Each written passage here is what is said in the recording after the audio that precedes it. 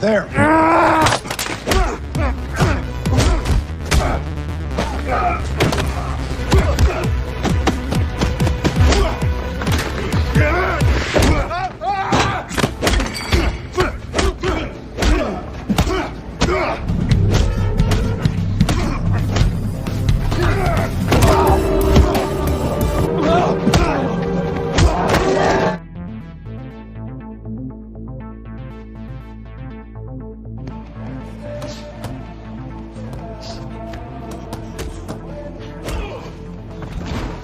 Michael adalah seorang petarung profesional yang pamornya sudah semakin menurun karena faktor usianya yang sudah tidak lagi muda. Daya tahan tubuh Michael tidak lagi segahar dulu, sehingga membawa Michael kalah dalam 3 pertarungan terakhir.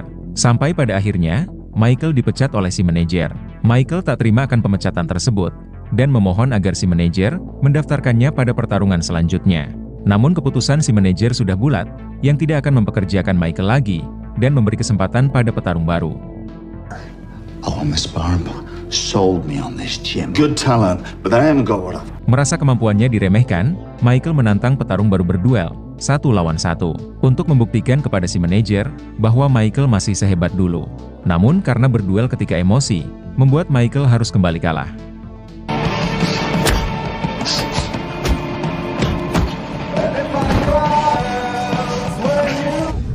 Pada akhirnya Michael sadar bahwa karir petarungnya sudah tidak bisa lagi diandalkan. Karena tak mampu membayar sewa rumah, Michael memutuskan keluar dari kontrakannya tersebut.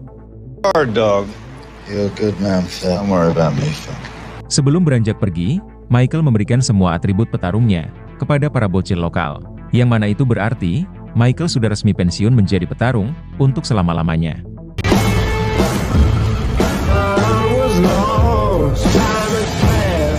Karena sudah tidak punya tempat tinggal lagi, Michael terpaksa tidur di dalam mobil bututnya.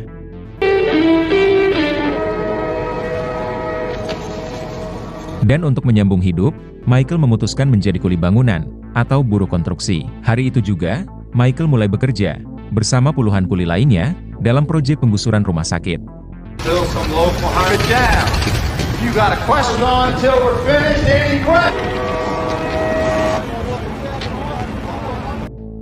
Kemudian, kita diperkenalkan dengan seorang sipir penjara yang diketahui bernama Eric. Sama seperti Michael, Eric juga sedang mengalami kesulitan ekonomi, terutama untuk membayar biaya pengobatan putri Eric yang sedang sakit parah senilai $400.000. Apabila Eric tidak segera mendapatkan $400.000 tersebut, maka nyawa putrinya itu tidak akan bisa tertolong. She's very sick now. What do I have to pay?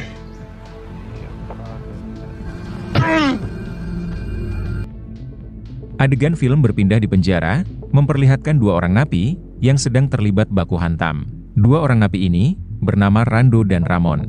Motif dari pertikaian mereka ternyata adalah karena uang transaksi barang haram yang bernilai $3 juta, yang mana uang tersebut telah dicuri dan disembunyikan ke sebuah tempat rahasia.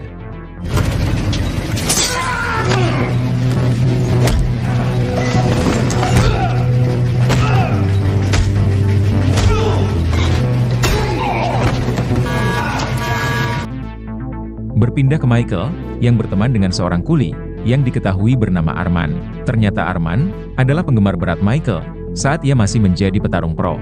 Di saat yang bersamaan, si mandor datang, menegur Michael dan Arman, agar lebih giat dalam bekerja. Karena wali kota sudah mendesak, agar proyek penggusuran gedung, segera selesai tepat waktu.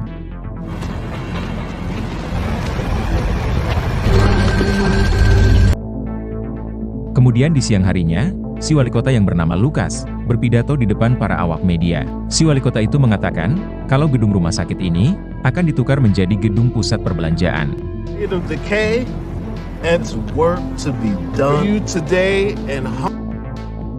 Rando yang mendengar pengakuan si wali kota, jelas ia menjadi sangat panik.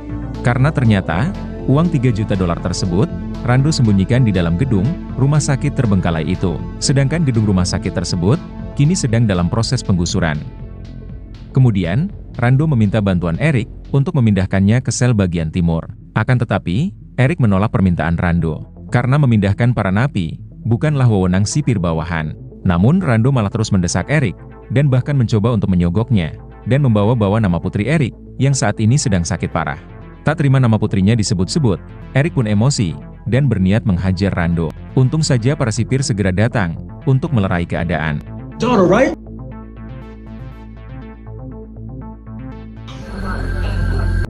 Kemudian, seorang sipir bernama Sonny datang menemui Ramon, memberitahu perihal Rando yang meminta bantuan sipir Eric untuk memindahkannya ke sel bagian timur.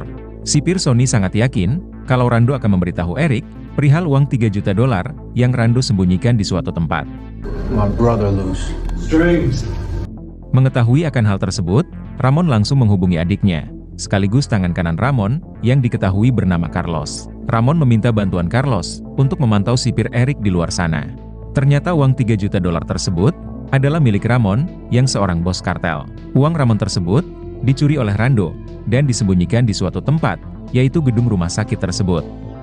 How'd it go? Mexicans? Berpindah ke Rando, yang menceritakan kepada sipir Eric terkait uang 3 juta dolar tersebut. Rando berjanji kepada sipir Eric, ia akan memberitahu di mana uang tersebut ia sembunyikan.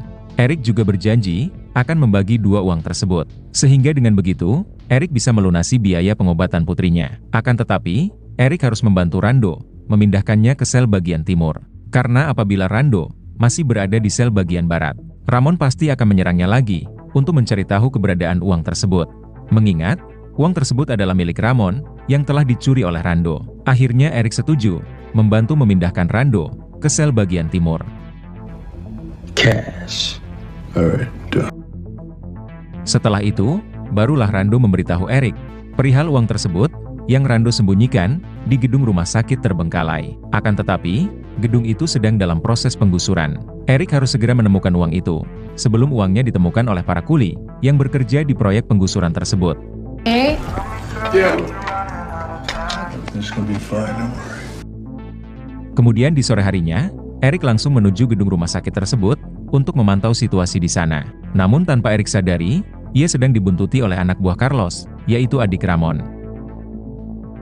Berpindah ke Michael, yang baru selesai bekerja. Kemudian, Arman memberitahu Michael kalau gedung rumah sakit tersebut dulunya dijadikan sebagai tempat tinggal untuk orang-orang miskin. Bahkan sewaktu kecil, Arman dan kedua orang tuanya juga menetap di rumah sakit tersebut. Akan tetapi, si wali kota yang serakah malah menggusur rumah sakit ini untuk dijadikan sebagai pusat perbelanjaan. I guess. Asking myself the same thing to be familiar, man. Yeah! Michael yang masih belum memiliki tempat tinggal, memilih untuk tidur di dalam mobil yang ia parkir di depan gedung rumah sakit itu.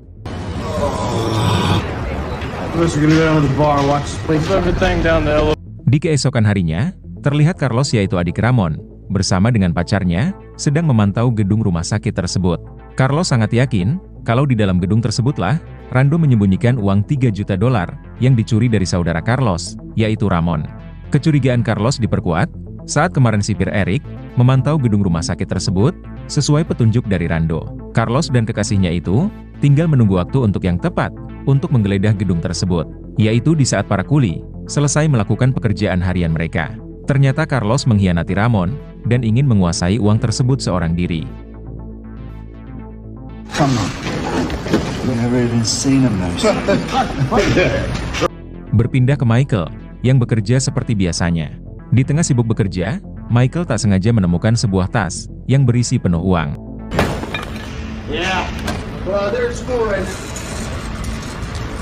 Uang tersebut bernilai 3 juta dolar yang disembunyikan oleh Rando. Michael yang sedang butuh uang, ia pun langsung menyembunyikan kembali tas itu. Karena di saat yang bersamaan, Arman mengajak Michael pulang karena jam kerja mereka sudah selesai. Setelah semua kuli pulang, Michael akan kembali gedung tersebut untuk mengambil tas uang itu. Karena dalam waktu 5 jam lagi, gedung tersebut akan diratakan dengan tanah, yaitu dengan cara diledakkan.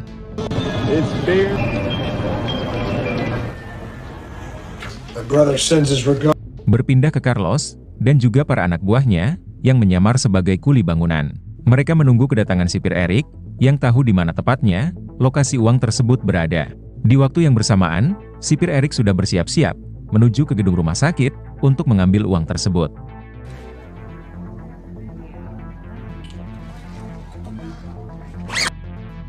Berpindah ke Michael, yang diajak oleh Arman ke bar untuk sekedar minum bir. Michael beralasan, barangnya tertinggal di dalam gedung, dan ia akan segera mengambilnya. Kemudian, Michael memberi Arman uang $10 untuk membeli bir tersebut duluan.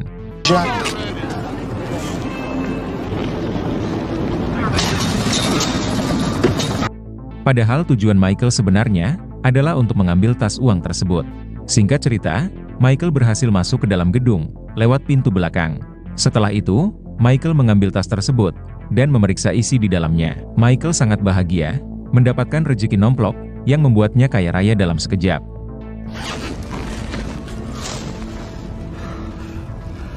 Pada waktu yang bersamaan, sipir Eric sampai dan berusaha menyusup ke dalam gedung. Kemunculan sipir Sonny diketahui oleh anak buah Carlos.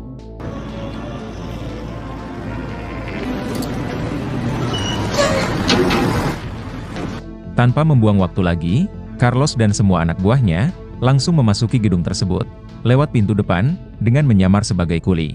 Karena tak ingin membuang waktu, pacar Eric langsung menghabisi seorang satpam yang berjaga di pintu depan.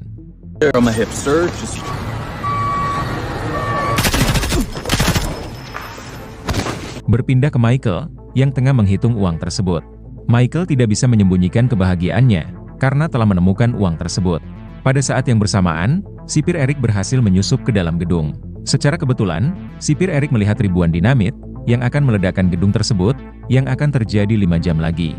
Sementara itu, Carlos dan semua anak buahnya juga sudah berhasil masuk ke dalam gedung. Mereka lantas berpencar untuk mencari sipir Eric.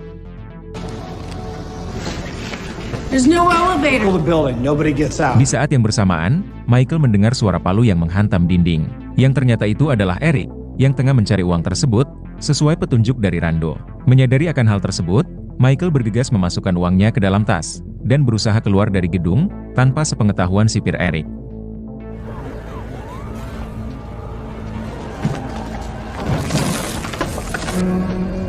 Saat hendak menuju ke lantai bawah, Michael melihat anak buah Carlos yang sedang menuju ke lantai atas. Sehingga mau tidak mau, Michael terpaksa kembali ke lantai atas untuk bersembunyi.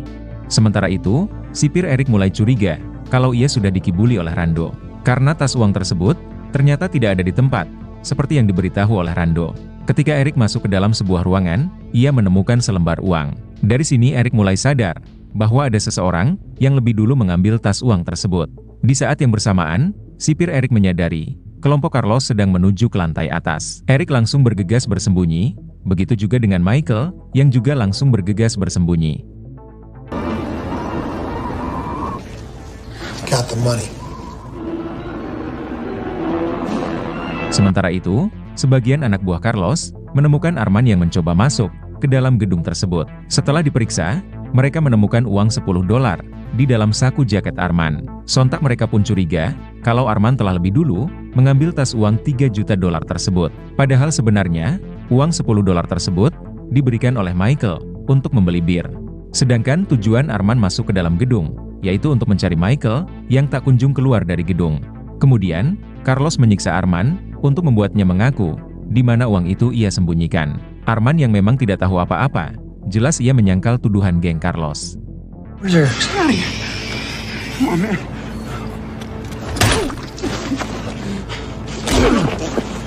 Michael sangat terkejut melihat temannya yaitu Arman dihabisi oleh Carlos.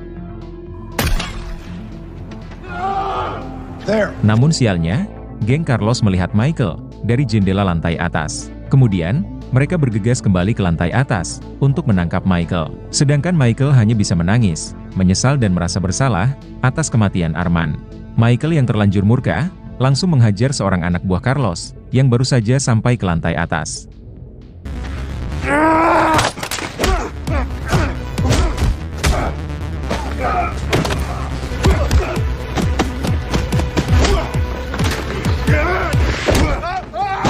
Alhasil, si anak buah tewas Michael bantai dengan cara yang brutal.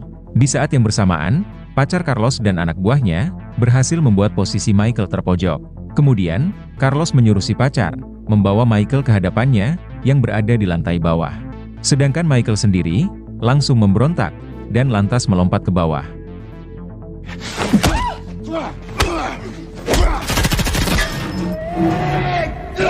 Namun setibanya di ruangan lantai bawah, Michael malah ditangkap oleh sipir Eric.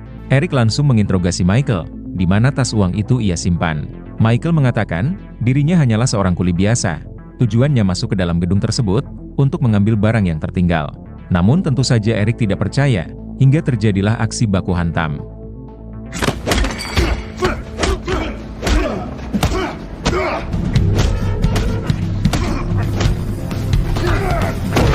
Di tengah baku hantam, seorang anak buah Carlos muncul, sembari menodongkan senjata ke arah Michael dan sipir Eric. Tapi dengan begitu sigap, Michael berhasil melumpuhkan si anak buah.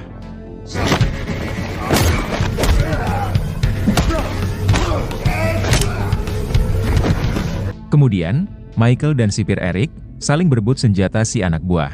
Namun di saat yang bersamaan, muncul lagi dua orang anak buah Carlos, sehingga memaksa Eric dan Michael bergegas keluar dari ruangan tersebut dan langsung bersembunyi.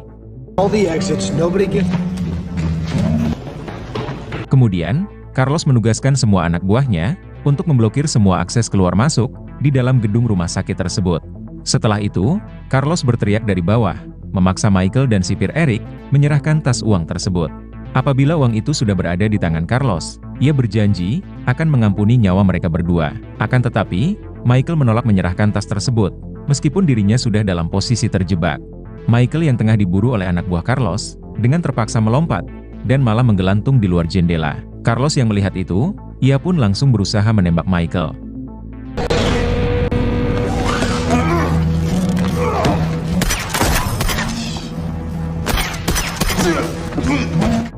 Tembakan dari Carlos meleset, sedangkan Michael melompat lagi ke ruangan lantai atas. Di saat yang bersamaan, pacar Carlos datang dan bersiap menghabisi Michael. Beruntung Eric muncul, menyelamatkan Michael tepat waktu.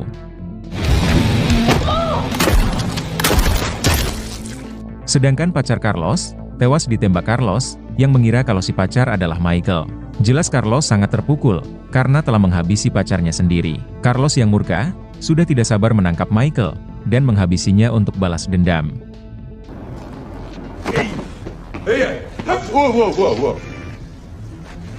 Sementara itu, Eric mencoba meyakinkan Michael untuk menyerahkan tas tersebut. Eric lantas memberitahu dari mana uang itu berasal. Uang itu adalah milik si bos kartel, yaitu saudara Carlos yang saat ini memburu Michael. Akan tetapi, Michael tetap memilih bungkam terkait di mana tas uang itu ia simpan. Di saat yang bersamaan, dua orang anak buah Carlos muncul. Sehingga mau tidak mau, Eric dan Michael bekerja sama menghabisi mereka berdua.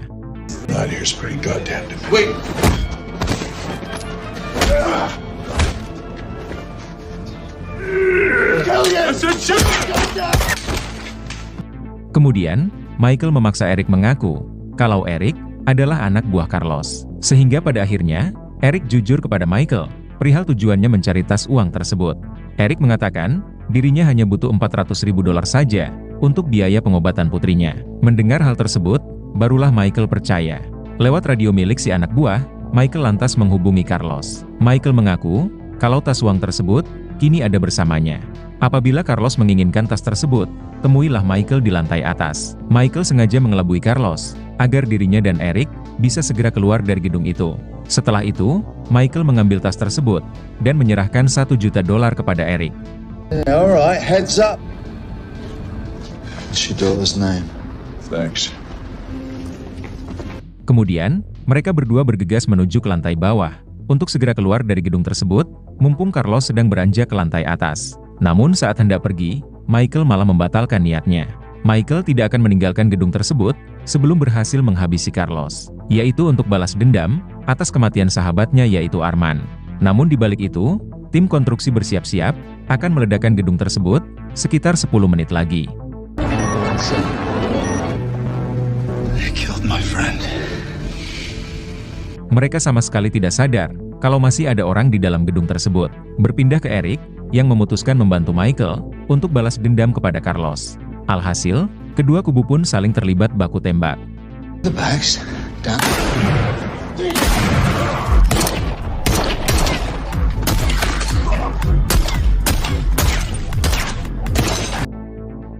Sampai pada akhirnya, mereka terjebak di atap gedung.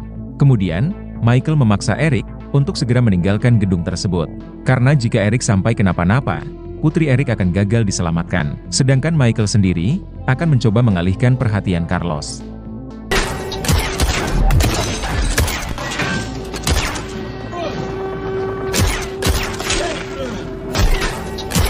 Akan tetapi, Michael malah kehabisan peluru. Sehingga mau tidak mau, Michael mengandalkan skill bertarungnya untuk menghabisi Carlos.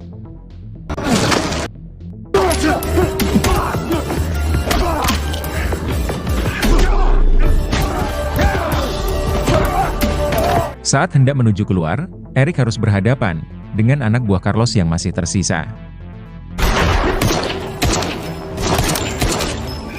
Duel antara Michael dan Carlos berlangsung semakin sengit. Padahal kurang dari 1 menit lagi, gedung tersebut akan diledakkan.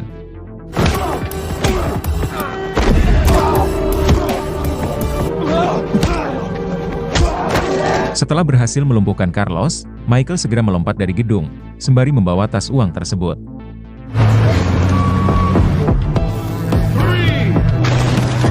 Sehingga pada akhirnya, Carlos tewas bersama ledakan tersebut.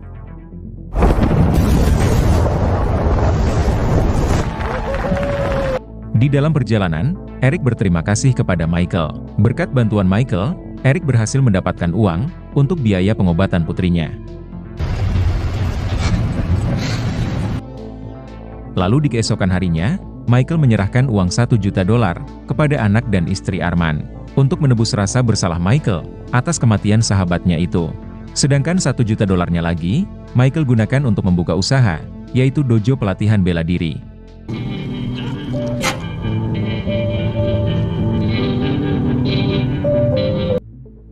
Berpindah ke Eric, yang membawa paksa Ramon ke dalam sel bagian timur atas perintah dari Rando, yaitu agar Rando dan gengnya bisa menghajar Ramon habis-habisan untuk balas dendam. Kemudian, film pun selesai.